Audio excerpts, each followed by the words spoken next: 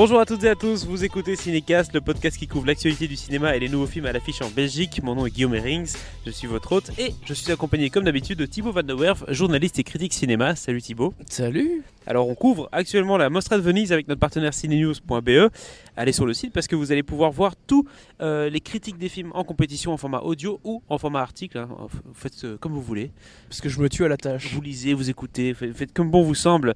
Et aujourd'hui on vous parle d'un film, un film dont vous avez peut-être entendu parler, qui s'appelle J'accuse de Roman Polanski.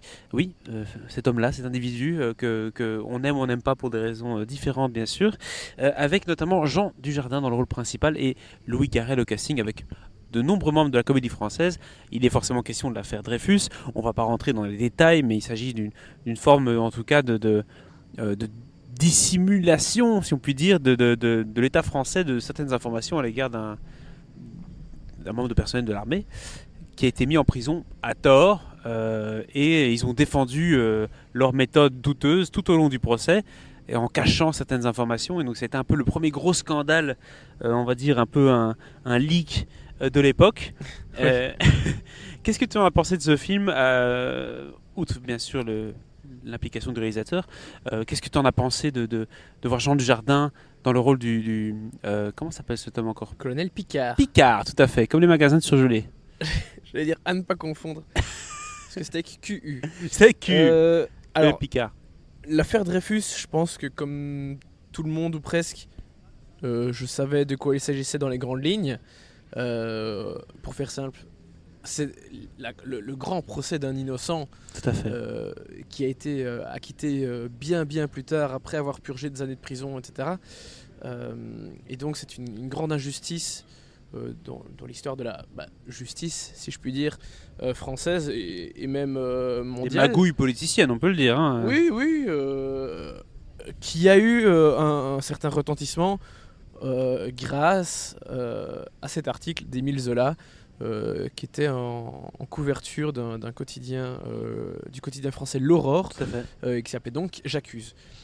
Mais le film ne parle pas du tout d'Émile Zola. Non, le film ne parle pas du tout d'Émile Zola, mais voilà, il a joué un rôle quand même on ne peut plus important dans cette histoire, et c'est donc pour ça qu'il est légitimement associé à celle-ci.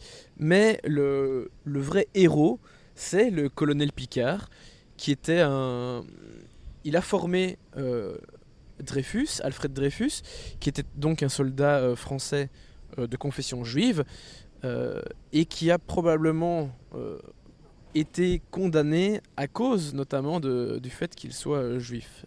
Parce qu'à l'époque, même si maintenant avec notre regard, on juge l'Allemagne nazie pour avoir fait tous ces actes, il y a une grande partie de la population française, et en tout cas occidentale, qui n'était pas prête de penser... qui n'aimait pas les juifs au 19e siècle, voilà, en tout cas. Voilà, très clairement. Et au 20e, au début du 20e. Et donc, là j'empire le fil de mes idées, mais donc le colonel Picard a été cet instructeur de ce soldat, Alfred Dreyfus.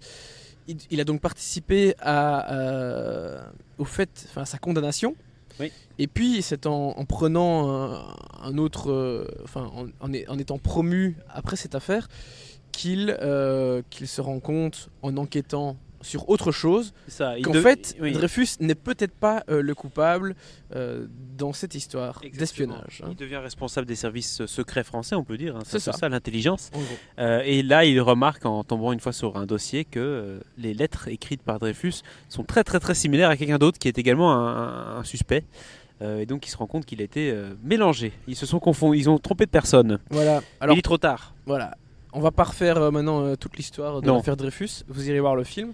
Mais vous voyez le genre de film que c'est, un peu un suspense, voilà. On ouvre des tiroirs, on ne sait pas très bien où on va. On est plus près du film, du thriller que du film historique. Quand même, exactement. Hein. Même si tout ce qui est conception artistique, etc. est impeccable. C'est franchement un excellent boulot qui a été fait au niveau de la lumière, des décors, des costumes, etc. On est plongé à fond dedans. On s'y croit.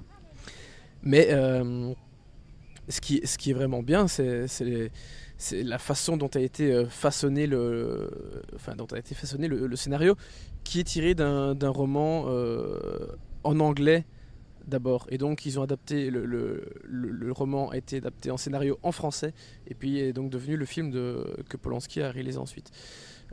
Dujardin est génial dedans, il est incroyable, comme à peu près tout le casting qui vient en grande partie de la comédie française. Oui, ils viennent tous de la comédie française, j'ai Je crois l'impression. qu'ils avaient tous le même agent. Oui. Il y en a deux ou trois qui ont dû se faire de l'argent dans l'histoire. Ouais, peut-être pas. C'est un Casting- honneur aussi de jouer dans un film casting comme ça, je génial. pense. Bah, Enfin, bien sûr, bien sûr. outre, bien sûr, la... Parce que malgré tout ce qu'on peut dire sur Polanski, et moi-même je suis parfois un peu, je sais pas toujours quelle position, enfin quelle Sur quel pied attitude en danser. tout cas adapter, parce que je respecte énormément son œuvre, mais je pense que le personnage, il y a des choses à dire dessus, et en tout cas il est loin d'être irréprochable. Et donc c'est toujours un peu particulier d'aller promouvoir le travail d'un artiste aussi controversé. Mais il en est que ce film est un excellent film, il faut le dire. Bien meilleur que son précédent, qui était une purge infâme, d'après une histoire vraie. Je pense aussi qu'il y a un point Ici, c'est bien relevé. qui est positif. La raison, enfin, c'est Polanski qui fait le film, bien sûr. Et je suis content que ce soit pas un Français à pur jus qui fait le film. Pourquoi ? Parce qu'il y a un regard extérieur sur l'affaire. Les Français, souvent, quand ils font des films historiques, qui parlent d'une période de la France ou d'un moment qui a marqué la France, ils aiment bien y aller avec leur méthode, avec, tu sais, essayer de montrer les gens sur leur meilleure facette, etc. Ici, on est, parce qu'il y a du recul, on se concentre vraiment sur l'histoire, l'essentiel. Et je trouve que ça marche bien, ça marche vraiment bien. Oui, ça marche bien, effectivement. Bon, après, Polanski est français, hein, même Oui, s'il mais bon. il est polonais, il est Sa né... carrière n'a pas été faite uniquement en France, c'est ça que je veux dire, quoi. Pas uniquement. Donc c'est il a vrai. une expertise de différents niveaux. Il a une petite partie de sa carrière qui a été faite aux États-Unis. Oui. Mais on va pas revenir sur l'histoire de Polanski, parce que sinon On n'a pas un documentaire spécial Polanski pour l'instant. on est parti pour des heures et des heures de Donc, débat. Revenons juste sur le film.